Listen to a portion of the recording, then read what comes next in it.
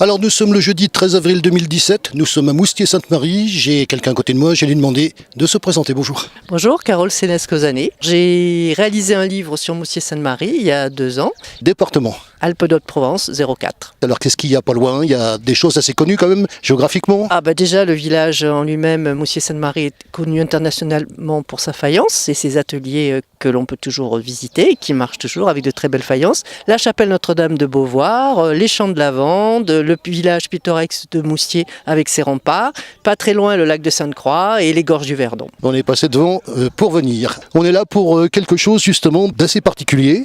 Aujourd'hui, nous inaugurons le sentier de Tréguier.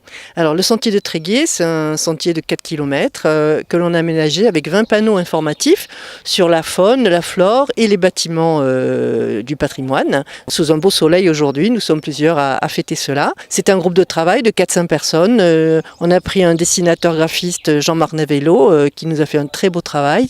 Maintenant, c'est le plaisir de découvrir ces 20 panneaux tout le long du sentier. On a mis aussi 3 bancs. Et ce financement du sentier était réalisé grâce à un livre que j'ai réalisé il y a 2 ans, un livre sur Moustier-Sainte-Marie qui est fait de 900 photos.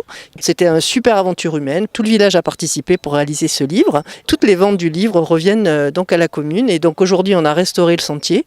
Et pour l'année prochaine, on restaurera encore un autre patrimoine. Ce sentier, il va de où à où exactement? Il part du village au départ de la chapelle Sainte-Anne et il va donc jusqu'à on appelle le vallon d'Angouir. Donc ça fait à peu près 4 km. C'est un très beau parcours parce qu'on est au pied des montagnes, des petites collines. Oui, on peut dire ça. Hein. Voilà, entouré d'oliviers et une vue magnifique sur le lac de Sainte-Croix.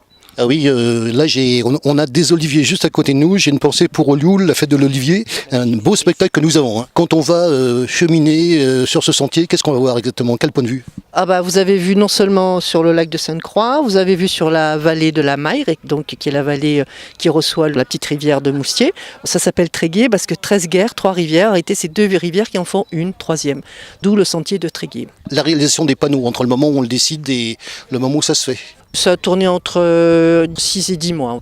20 panneaux, je peux vous dire, ils sont en français, en anglais, d'une finesse de graphisme, d'une beauté. Les textes sont très précis. C'est un ravissement des yeux et on apprend plein de choses. On était 4, il y en a surtout 2 qui ont travaillé, donc Audric Jobert et Anthony Claudin de l'Office de tourisme, qui au départ avaient déjà conçu le premier sentier botanique il y a 20 ans et les panneaux avaient été abîmés donc, par le temps, l'érosion. Ils étaient bien au courant de ce qu'il fallait mettre et surtout un peu changer le style.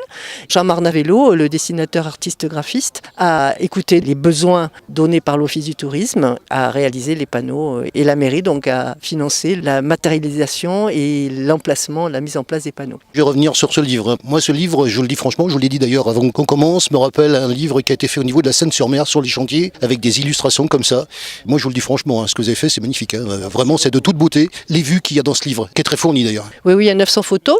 Il y a des photos qu'on a prises à partir d'un paramoteur. J'ai aussi Alain Barter de Gap-Talard, donc avec la montgolfière, qui m'a donné des magnifiques photos. Karine Benoldi qui fait du parapente, qui m'a aussi de très très bonnes photos. On a été gâtés parce que tous les villageois ont participé dans ce livre, m'ont donné des vieilles cartes postales, des vieilles photos. Et du coup, ça a été une aventure humaine fantastique, vraiment fantastique. Et c'est pour ça qu'aujourd'hui, on fête ça tous ensemble autour d'un petit verre après l'inauguration. Vous nous avez demandé de venir, on est là et on est d'ailleurs content de venir, de découvrir ça. À la fois le livre, même les panneaux. Moi j'ai vu ça aussi. Je savais de toute manière à quoi m'attendre. On en a parlé au cours de route. L'aventure humaine, justement, et la réalisation, une fois que c'est fini. Quand on voit, moi c'est une question récurrente chez moi, quand on voit, on a pensé à quelque chose, et puis on arrive au résultat final, est-ce que ça correspond à ce que vous avez préparé? Ça a même dépassé les attentes, parce qu'on ne s'attendait pas à autant de couleurs en harmonie dans les panneaux, autant de finesse, autant de richesse dans le contenu. Non, on est, complètement ravis et hyper contents, et on espère qu'on aura d'autres projets encore aussi beaux à faire sur Moustier.